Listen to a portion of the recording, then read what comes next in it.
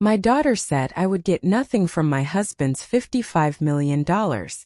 But when my lawyer started speaking at the hearing, her smile vanished completely. But let me start from the beginning. It was a Tuesday, late October. The kind of morning where the fog doesn't lift until after lunch and the dogwood tree out front holds onto its last few red leaves like secrets. I was folding laundry when the phone rang. Not the cell phone, that infernal thing was always out of battery, but the landline, the one Patrick insisted we keep. In case of an emergency, he used to say. And sure enough, this was one. The voice on the other end belonged to a nurse from St. Mark's. She said the words quickly, like ripping off a bandage. "I'm so sorry, Mrs. Harper. Your husband, Patrick, he passed away early this morning." Just like that. I didn't drop the phone. Didn't scream. Didn't even cry. I just stood there, one of his old t-shirts still warm from the dryer in my hands, staring at the yellowing wallpaper in the hallway like it might give me answers. It wasn't that I hadn't seen it coming. Patrick had been sick for months. The cancer had taken his appetite, then his sleep, then his laugh. But he always said he'd make it to Christmas. "One more holiday with you, Ma," he'd whisper, as I tucked the blankets around his legs at night. "One more year of watching you sneak the brandy into the eggnog." I had believed him. Foolishly, stubbornly. Because we'd been through worse. 47 years together. Through births, farewells, job losses, even that one Thanksgiving when the turkey caught fire and we ended up eating peanut butter sandwiches on the porch. We'd always found our way back to laughter. But this wasn't something you laugh off. I sat in silence for what felt like hours, the house suddenly too big, too quiet. His slippers were still by the recliner. His favorite mug with the chipped handle waited patiently by the sink. And me, his wife of nearly 5 decades, sat in the kitchen without a clue what to do next. Claire called later that afternoon. "Our daughter. Our only child. Mother," she said, voice smooth as silk but hard as glass. "I've already made the arrangements. The service will be Saturday. Private, tasteful. I'll send over the details. Not 'how are you?' Not 'do you need anything?' Just bullet points like a memo." That's always been Claire. Efficient. Sharp. A high-powered attorney in Portland with a condo full of chrome and glass. And not a single family photo on display. She's what people call accomplished. But I've always known she measures love in dividends and obligations. She hadn't been around much during Patrick's illness. Too busy with cases. Important client meetings, she'd say while I sat beside him in the hospital, counting his breaths between chemo sessions. Still, I tried to understand. She's grieving too, I told myself. Everyone handles it differently. But then came the funeral. Claire arranged everything down to the last flower. White lilies, black linens, a slideshow of Patrick's life set to a somber piano tune. It was beautiful. It was perfect. And it was cold. There was no laughter, no stories. No burnt toast anecdotes or tales of his love for crossword puzzles. Just a sterile procession of suits and polite nods. I sat in the front row watching my husband's life reduced to bullet points and background music, and I wanted to scream. Afterwards, in the garden, I stood alone while the guests drove off. Not one person asked if I needed a ride. Not even Claire. She was inside already, stacking folders like a machine. I opened my mouth to speak, to ask about the will, about what Patrick had said those final days. But she didn't look up. "We'll be moving ahead with the legal processing next week," she said, cool and clipped. "Everything's been arranged with the firm." Not we, I noticed. She. I watched her that evening from across the room. She handed me a small box. Said Patrick had asked her to give it to me. Inside was a tie clip. Just a silver clip. No letter, no note. Not even one he wore often. That night I sat in the kitchen with a cup of lukewarm tea. And for the first time since he passed, I felt like I didn't belong in the house we built together. It wasn't just grief in the air. It was something colder. Something wrong. And I had no idea yet just how deep the wrongness would go. If you'd asked anyone at that funeral who Claire Harper was, you'd have heard the same thing over and over. Brilliant woman. So composed. Such a wonderful daughter, taking care of everything like that. And I suppose on paper they weren't wrong. Claire had the degrees, the accolades, the corner office with the view. She never missed a deadline, always sent birthday cards on time, even if they felt more like formal notices than gestures of love. And she could plan a funeral like a general plans a siege, down to the last polished detail. But paper doesn't show the frayed edges. She was always so poised, so polished, from the time she was a little girl. I remember her first parent-teacher conference, Mrs. Linwood said, "You've got a real achiever here. Focused. Independent. A natural leader." She was all that even at 8 years old. But she was also cold. Not cruel. Just distant. Calculated. If she got a B on a math test, she'd lock herself in her room and rework every problem until she understood what went wrong. If a kid pushed her on the playground, she wouldn't cry. She'd wait until no one was looking and quietly remove their name from the class birthday list. I used to think it was strength. Patrick never quite knew what to do with her. He loved her, of course. He tried. Lord knows he tried. Soccer games, science fairs, late-night drives to pick her up from study group. But there was always this distance between them. She didn't call him Dad. Just Patrick. Not always. But enough. When she was a teenager, the fights started. Subtle ones. No screaming matches or doors slammed like you see on television. No, Claire's battles were fought with silence and sharp glances and carefully chosen words. She'd correct him at dinner, argue about investment strategies, roll her eyes when he talked about the winery with that boyish excitement he never quite lost. And Patrick, God bless him, would laugh it off. "She's got fire, that one," he'd say. "She'll make partner before 30, you watch." She did. 29 in fact. But with every step up the ladder, she seemed to climb further away from us. By the time she was in her 30s, we'd only see her on holidays, if that. She'd fly in late, leave early, always on a phone call. She'd bring expensive wine none of us liked and give gifts that felt more like obligations than love. She and Patrick had one last real argument about 5 years ago. He'd brought up the trust, the one we'd set up together back when we first bought the Salem property. Patrick always believed in splitting things evenly. Fairness mattered to him.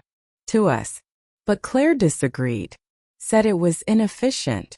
Said the assets should be consolidated under her oversight. For legal optimization. That was her phrase. Legal optimization. Like our lives were a spreadsheet. Patrick told her no. Told her it wasn't just about money, it was about legacy. About making sure her mother, me, was taken care of. She didn't raise her voice. She didn't argue. She just stood up, looked him dead in the eye and said, "You're making a mistake." And then she left. No hug, no goodbye. Patrick didn't speak for a long time after the door shut. Just stared out the window at the garden, his fingers drumming against the table like he was counting something only he could see. "She's going to do whatever she wants," he said finally. "She always has." I don't think he meant it unkindly, just truthfully. After that, something changed in him. He became quieter, more careful, like he was watching the ground for cracks he hadn't noticed before. And now, standing here in this too-clean house, with the scent of lilies still clinging to the drapes and Claire's voice still echoing in my ears, there are no remaining distributions assigned to her. I can't help but wonder, how long had she been planning this? Because now, looking back, there were signs. The way she took over his appointments those last few months. The sudden interest in the family business again. The folders she insisted on handling herself. She was always so perfect on the surface. But perfection hides things, doesn't it? Sometimes the deepest rot is behind the smoothest paint. It's funny, the things your memory decides to keep. Not the big conversations. Not the dramatic moments. But the quiet ones. Half-formed sentences. Pauses filled with meaning. Doors left ajar. I suppose I should have listened more closely. It was last spring, I think. Patrick had just come back from a round of appointments. His energy was already fading by then. He'd had one of those days where everything hurt and even talking took effort. I had made him soup the way he liked it, with soft carrots and just a hint of ginger. And he sat there at the kitchen table, staring into the steam like it might give him an answer. That's when I heard them. Claire had come by unexpectedly. Said she wanted to go over some paperwork. I was in the laundry room folding towels, and the walls in our house aren't what they used to be. Through the vent I could hear their voices. First it was just business talk. Legal terms. Boring things I usually tune out. But then it shifted. You need to update the will, Claire said, flat, insistent. It's outdated. The assets don't reflect current holdings. We need to align things, especially with the trust changes. There was a pause. Then Patrick's voice, quiet but firm. We already talked about this. Evelyn and I agreed years ago. She doesn't understand the complexities, Claire said. You need to think about long-term control. Centralization. I can protect the estate. Efficiently. Patrick's reply came slowly. You mean control it? Silence. Then Claire said something I'll never forget. Though she spoke it so low I had to lean in to catch it. She won't know. It'll be cleaner this way. Cleaner. Like a cut. Like a crime scene scrubbed before sunrise. My stomach turned and I stepped back from the door. I told myself I'd misheard. I told myself it was just legal talk, clinical and detached, the way she always was. But something inside me, a mother's gut maybe, twisted into a knot that wouldn't go away. After Claire left, I asked Patrick what they had discussed. He waved it off. Just some routine filings, he said, but his eyes wouldn't meet mine. I didn't push. I should have. A week later I found him in the study, staring at a manila folder like it might explode. When I asked about it, he shoved it in a drawer. Nothing urgent, he said. Just some drafts she brought by. I haven't signed anything. But he looked shaken. More than tired. Haunted. That night, as we got ready for bed, he sat on the edge of the mattress and said, Do you ever feel like people see what they want and not what's real? I didn't know how to answer. Because the truth was, I had seen it too. Claire's careful positioning. Her polite distance. Her need for control. But I'd told myself it was just who she was. That she loved us in her own way. Now I wasn't so sure. And then came the morning I found Patrick on the phone with someone. He didn't know I was listening. He thought I was still out in the garden. His voice was hushed, urgent. No, Thomas. I didn't sign the version she brought. I told her I wanted time. Yes, I'll come by next week. Just hold on to that envelope, all right? That name, Thomas, pricked something in my memory. Patrick's old friend. A lawyer. Retired now, I thought. But still trusted. I never got the full story that day. Patrick changed the subject when I walked in. He smiled at me, kissed my hand and said, You know I love you, Ma? Of course I told him. I said it back. And I meant it. But I didn't know he was already making backup plans. Quiet ones. Hidden ones. As if he sensed the storm coming, and wasn't sure he'd be strong enough to stop it. There's another moment I can't forget. The week before he passed. I found a torn piece of notepad on his nightstand, scrawled in his familiar hand. She's rushing me. Why now? Something's not right. I need to speak to Thomas again. Don't tell Evelyn. Not until I'm sure. My name. Written. Crossed out. It felt like betrayal and protection all at once. Now, months later, I hear those whispers again, playing over in my mind like a record left spinning. I remember the way Claire smiled at the funeral, calm and collected, as if she'd already rehearsed the final act. I remember the silence between father and daughter, the things that were never said. And I remember most of all the way Patrick looked at me that final night, as if he wanted to say something important but ran out of time. Maybe he thought I couldn't handle it. Maybe he didn't want to believe it himself. But I'm not made of glass. And what I know now is this. Claire didn't just lose her father. She used him. And I was the last to see it. The day of the funeral was cloudless. That's what struck me first. Not a cloud in the sky. Not a breeze. Just that strange, too bright sunlight you get in late autumn, the kind that makes everything look sharper than it should. Even grief. Claire had arranged everything, of course. From the moment Patrick passed, she'd taken the reins. "I'll handle it," she said over the phone. No discussion. Just instruction. I didn't fight it. Not at first. She said she'd booked the chapel downtown, the one with the grand pillars and marble steps that felt more like a courthouse than a place of mourning. "He deserves a dignified setting," she said. Patrick would have hated it. He used to say funerals ought to be messy, honest things. Let people cry too loud. Let the flowers droop. Funerals should be real. He told me once. Not a performance. But what we had that day, it was a performance, all right. From the minute I arrived, I felt like an extra in someone else's production. Claire stood near the front steps, clipboard in hand, wearing black silk like it was armor. Her hair was slicked back, not a strand out of place. She gave me a brief nod when she saw me, like I was a client she didn't particularly want to see. The guests arrived in silent waves. People from the firm, board members from Patrick's Vineyard, acquaintances I hadn't seen in years. No one cried. They shook hands. They whispered. They read from printed programs with gold-embossed lettering, and our family crest across the top. I sat in the front pew alone. Claire had positioned herself next to the podium, going over her notes one last time like she was about to deliver a closing argument in court. And then the service began. There was no music, not the folk hymns Patrick loved, not the Johnny Cash rendition of "I'll Fly Away" he once requested with a wink. Just silence and then Claire's voice. She stepped up to the microphone, cleared her throat and began. "My father was a brilliant man. Disciplined. Wise. A pillar of strength and strategy." I sat there frozen. She spoke of balance sheets and business deals. She recited his accolades like she was listing bullet points from a resume. Built 3 successful ventures by the age of 50. Served on multiple advisory boards.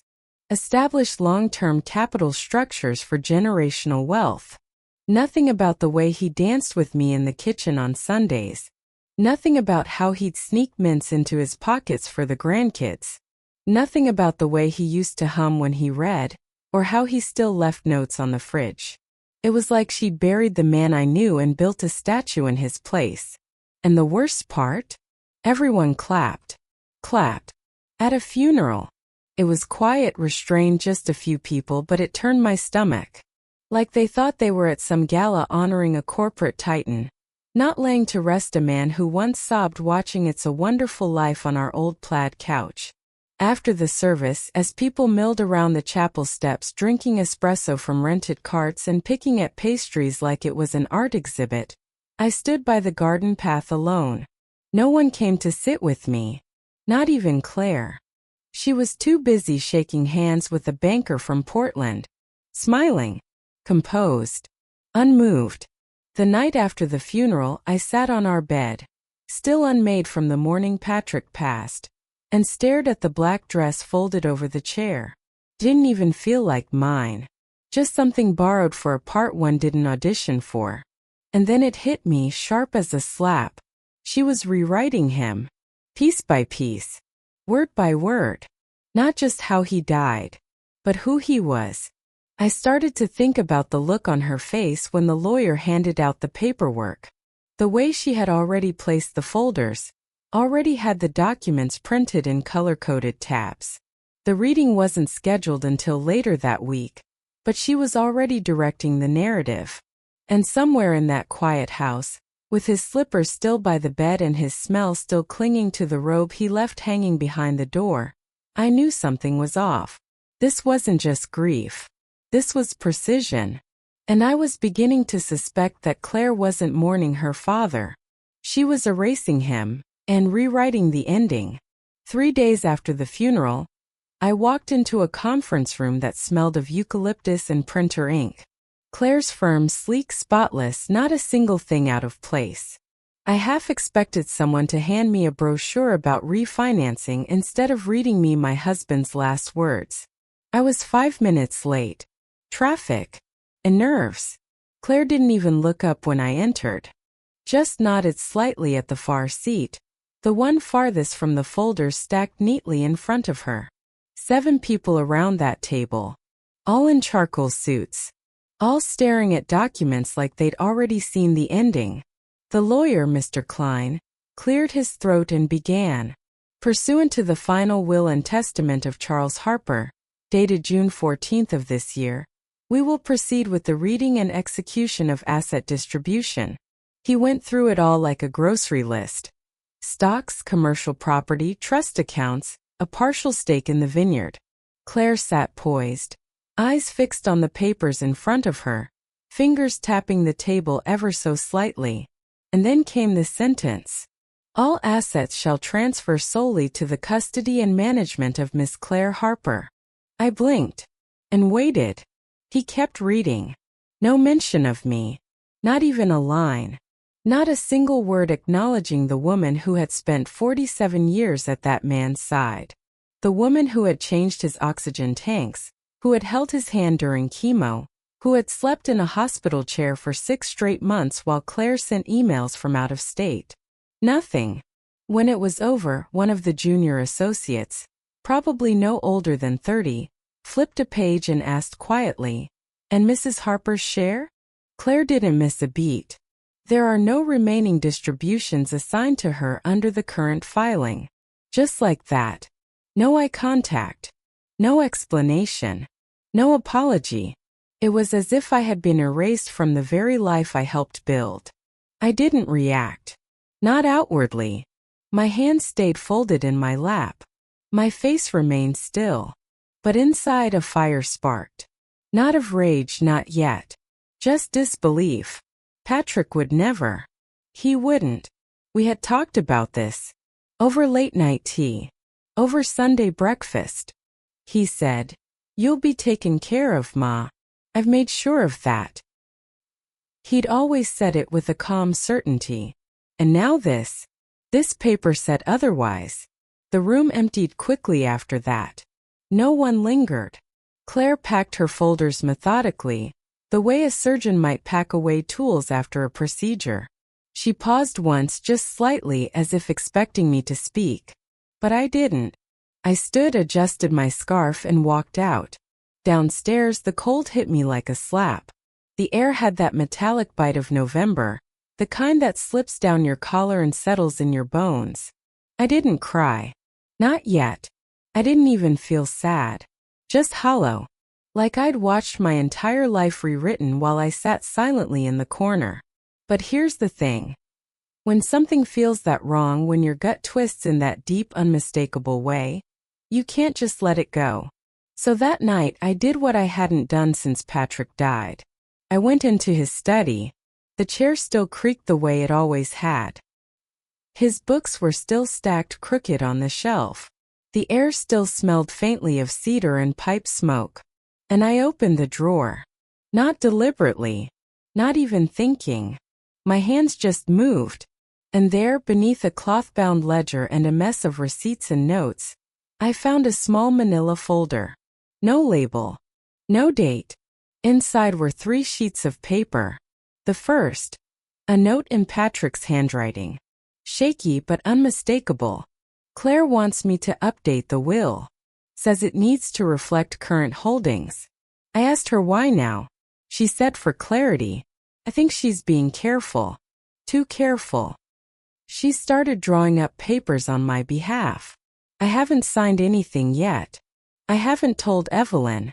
I know she'd ask the questions I'm afraid of. I read those lines again and again until the words blurred.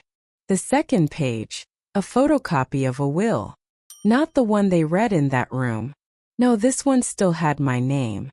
In the event of my passing, I leave my personal assets, including home, shares, and designated accounts, to my wife, Evelyn Harper. Crossed out. In the margin in red pen, discuss with Claire.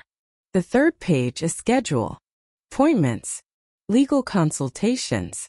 2 of the dates were from when I had been at the hospital, right there with him. So when had these meetings happened? Only one answer. The time Claire took over. The room spun slightly. Not from shock. Not from fear. From clarity. She had forged something. Not just a document. A legacy. And my name was the one she erased first. The morning after I found Patrick's notes, I sat at his desk in silence. The sun hadn't even broken through the clouds, and still, there I was in my robe, holding those 3 pages like they might burn me. I read his handwriting over and over. Shaky, uncertain, and filled with quiet fear. Claire wants me to update the will. I haven't signed anything yet. I haven't told Evelyn. My name. Written. Then crossed out. He hadn't trusted her. And now he was gone. And the only person who could confirm his doubts was no longer here to speak. But I could. I called Thomas Adler, Patrick's old law school friend. We hadn't spoken in years, not since his retirement party. But he picked up on the second ring. Thomas, I said, my voice catching. It's Evelyn, Patrick's wife. He was silent for a beat. Then softly, I'm so sorry, Evelyn. We agreed to meet the next morning at a quiet cafe on Elm Street. One of those places with sticky sugar jars, chipped mugs, and booths that remember your weight. When I walked in, he stood to greet me. Older now like the rest of us, but still sharp. Kind eyes. We didn't make small talk. I slid the manila folder across the table. He read every page carefully, lips tight, brow furrowing. When he looked up, his voice was low. This isn't just sloppy, Evelyn. It's deliberate. He pointed at the witness signatures. Do you recognize these names? I shook my head. Patrick never used strangers. If it wasn't someone from the club or the neighborhood, he didn't trust them. Claire brought her own people in, Thomas said. That's a problem. We made a plan. He would check the will filed with the county. Cross-reference it with Patrick's notes. Quietly. No confrontation. Not yet. I would keep the folder hidden. Back home, I tucked it into our old lockbox, the one we use for birth certificates, insurance policies, and one very old letter from Patrick's grandfather. Then I went to his study and opened his planner. Most of his things were gone, already boxed and taken by Claire. But this had been left behind. That's where I found it. Hal Givens. Tuesday. 10:30 a.m. The name struck a chord. Tax consultant, I remembered. Patrick had met him through a nonprofit years ago. We hadn't seen him in ages. But this meeting was circled twice. And it was the only name written after a string of blank days. I called Thomas. I'll find him, he promised. Days passed. I moved through them like smoke. Grocery shopping, folding laundry, sitting through my book club while everyone discussed plot twists I couldn't remember. But underneath it all, I was waiting. Then on Friday, Thomas called. Hal remembers him, he said. He came in looking thin. Exhausted. Asked about the trust, about protecting you. Said Claire was helping him manage things. Helping, I repeated. Hal suggested an independent review, Thomas continued. Patrick seemed interested. But a week later, Claire called and canceled the follow-up. Said he didn't need the service anymore. Hal still had his intake notes. They weren't binding, but they showed doubt. They showed intent. That might be enough. I thanked Thomas and sat at the kitchen table long after the call ended, the phone resting cold in my hand. The silence around me was thick. The kind that wraps around your ankles and won't let go.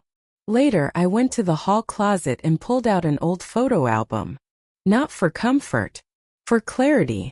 I looked through pictures of Patrick over the years, holidays, business dinners, Sunday barbecues. And in almost every one, there she was. Claire. In the background. Smiling. Helping. Hovering. I used to think it was loyalty. Now I wasn't so sure. This wasn't just about a will.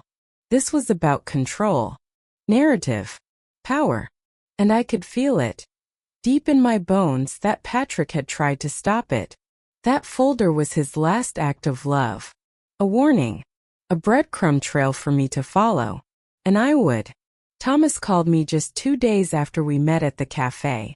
His voice was different, more alert, cautious. "I think you should come to the office," he said. "There's something here I need you to see." I didn't ask questions. I just got in the car and drove.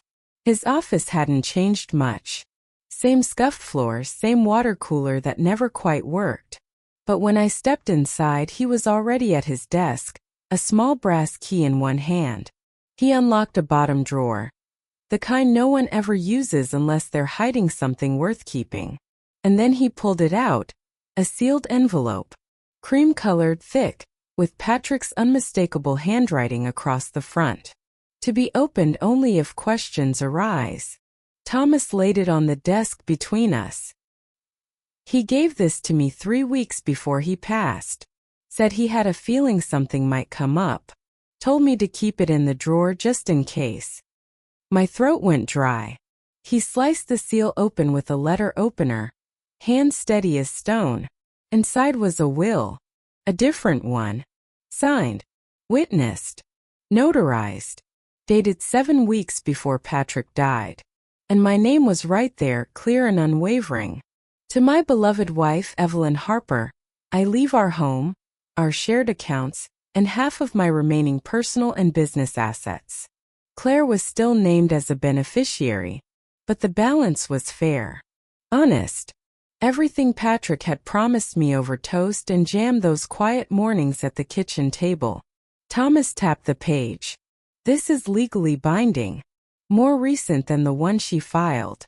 It overrides everything, if we can prove authenticity and chain of custody. We can, I whispered. My hands trembled as I held it. His signature. His writing. His intent clear as day. Thomas leaned back in his chair. It's not just a will, Evelyn. It's proof. He knew. And he tried to stop her the only way he could. All I could do was nod, because I didn't need any more convincing. Patrick had been speaking to me this whole time. From beyond the grave. And now I had his voice on paper. The ride home from Thomas's office felt longer than it was. Maybe it was the weight of the envelope in my bag. Or the weight of finally knowing I hadn't imagined it all. My hands trembled as I turned the key in the front door. The kind of tremble that comes not from fear, but from recognition. Something inside me had shifted. I didn't turn on the lights right away. The afternoon sun was still clinging to the tops of the curtains, casting golden shadows across the hallway. Patrick's walking cane still leaned by the door.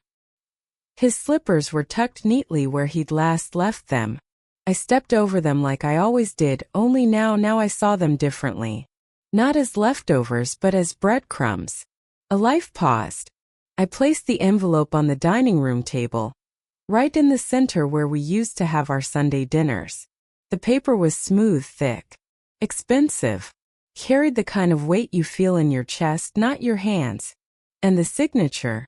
His looked stronger than I expected. Clear, deliberate. He'd done this on purpose. Thomas's words still echoed in my ears. This isn't just a will, Evelyn. It's proof. I stared at it for a long while, the room silent except for the occasional tick from the old wall clock. And then I did what I always do when the world starts to unravel. I made a list. I took out my old yellow notepad. the one I kept near the phone for grocery reminders and church announcements, and I began writing. A Hal Givens meeting, circled in Patrick's planner. A notes about clarity, Claire pushing, and don't tell Evelyn. A witnesses on the forged will, unknown names clearly arranged by Claire. The original will. Dated, signed, kept safe with Thomas. A Claire's copy. No mention of me, conveniently presented after the funeral. A rapid filing of legal documents post-death. Too fast, too polished. The tie clip. Symbolic, meaningless, and cold. The funeral itself. Controlled, rehearsed, sanitized. The more I wrote, the more it added up. I remembered Patrick that last month, how tired he looked after Claire's visits, how he avoided eye contact when I asked what they discussed. And then there were the nights I caught him up late, staring at the ceiling like he was trying to trace the cracks in the plaster back to the foundation. Now I knew. He was trying to protect me. And she, our daughter, had seen that as a threat.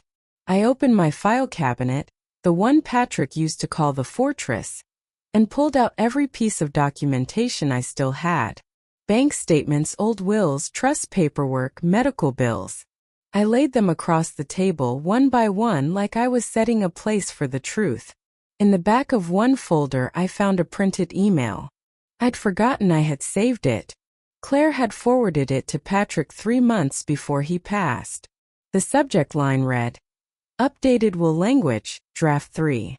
There was no greeting. Just bullet points. Clean, clinical. A removed redundant asset designations. A consolidated property ownership under single authority. A omitted surviving spouse clause, redundant due to trust absorption. A will finalize signatures once Dad is ready. Will coordinate with notaries." She wrote Dad in quotes. That part made me stop. It wasn't just cold. It was deliberate. And it told me everything I needed to know. This wasn't just about money. This was about control. Ownership. Final say. She wasn't grieving a father, she was replacing him. Brick by brick, sentence by sentence.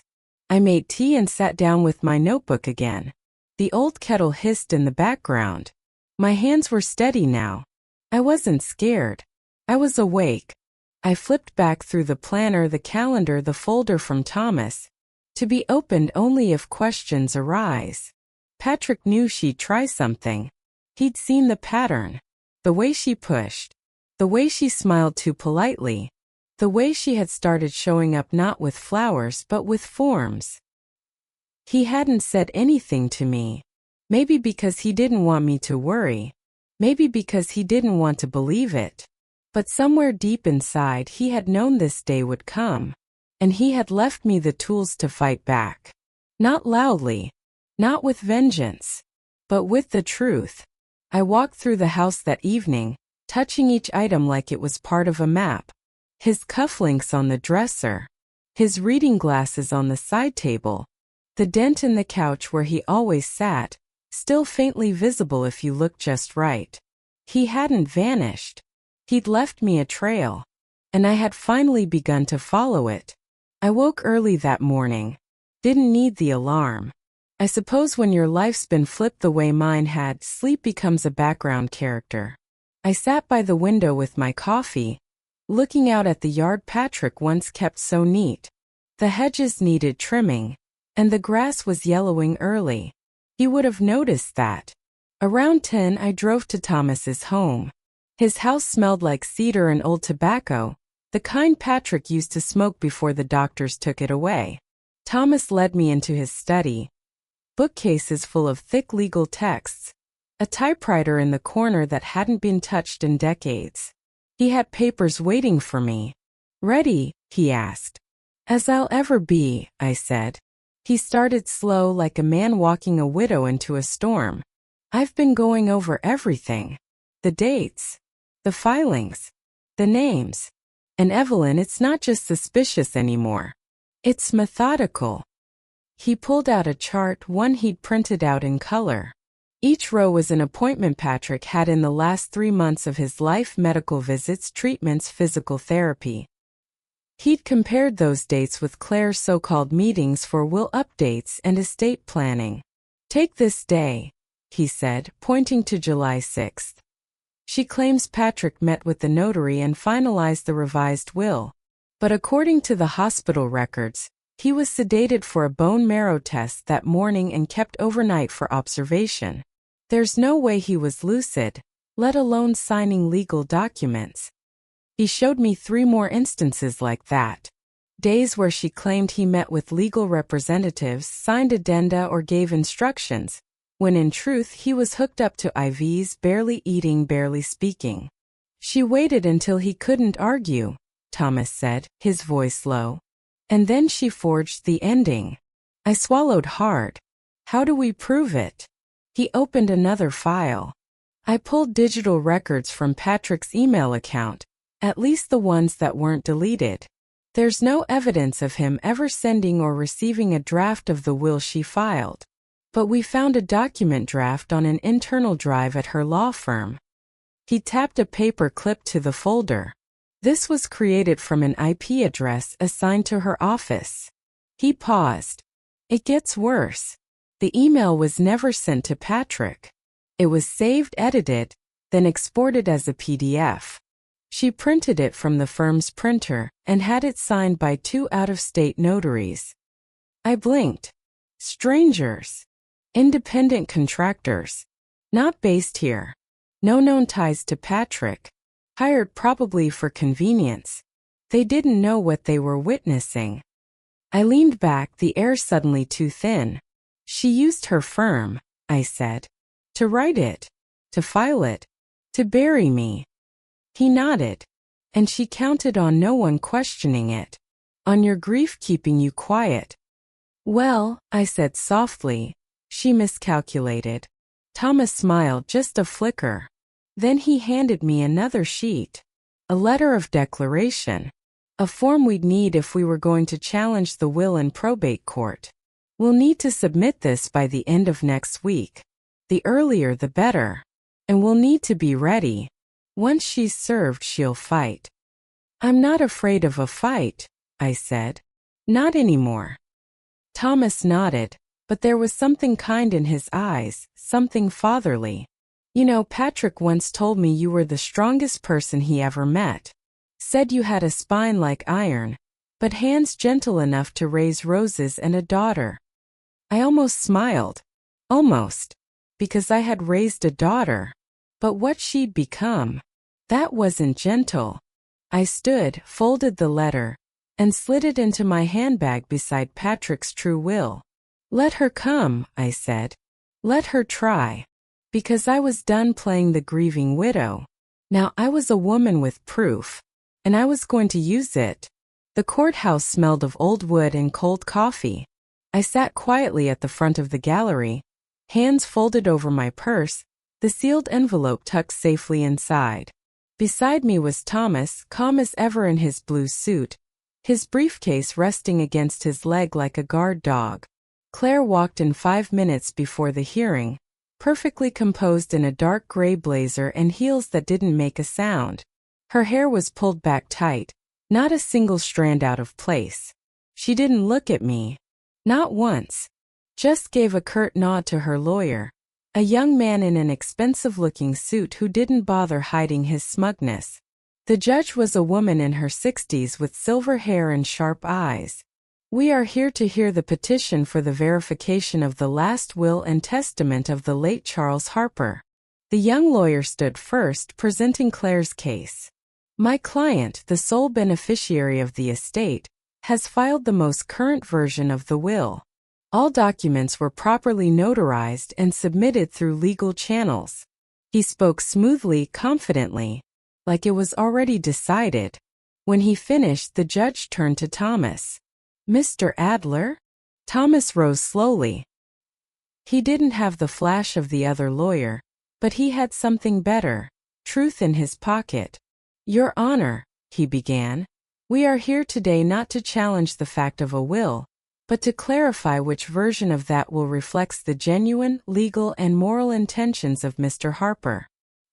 He opened his briefcase, removed a folder, and laid it gently on the table. This envelope was given to me personally by Mr. Harper, 3 weeks before his passing. Sealed, witnessed, and only to be opened should questions arise. The room grew still. Claire shifted in her seat. He handed the envelope to the judge, who opened it carefully and began to read. And in that moment I looked at my daughter for the first time. Really looked. She was still, her lips tight, her hands folded too neatly in her lap. And when the judge looked up I knew, Claire knew too. This will, the judge said, is dated more recently than the one on file. It is properly signed, witnessed, and notarized. It clearly divides the estate between the decedent's wife and daughter.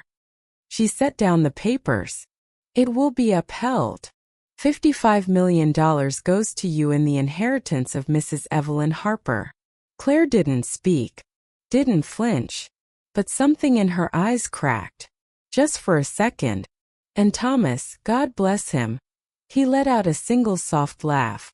Just a puff of breath, really. But it echoed louder than any shout could have. The courtroom didn't erupt, didn't even stir. But when Thomas let out that soft little laugh, a single breath no louder than a whisper, it broke something open in me. Not anger, not glee, just a kind of release. The kind of laugh a man makes when he's been holding in too much truth for too long. I don't think anyone else heard it but me. The judge gathered her papers. She was quick about it, professional, no fuss, but she glanced my way as she rose. Her expression wasn't pity, thank goodness. It was something steadier. Respect, maybe. Mrs. Harper, she said gently, your husband's intentions are clear. This court recognizes the will presented today as the valid last testament. Her words hung there for a moment, just long enough to feel their weight, and then gavelled down. Done. I looked at Claire.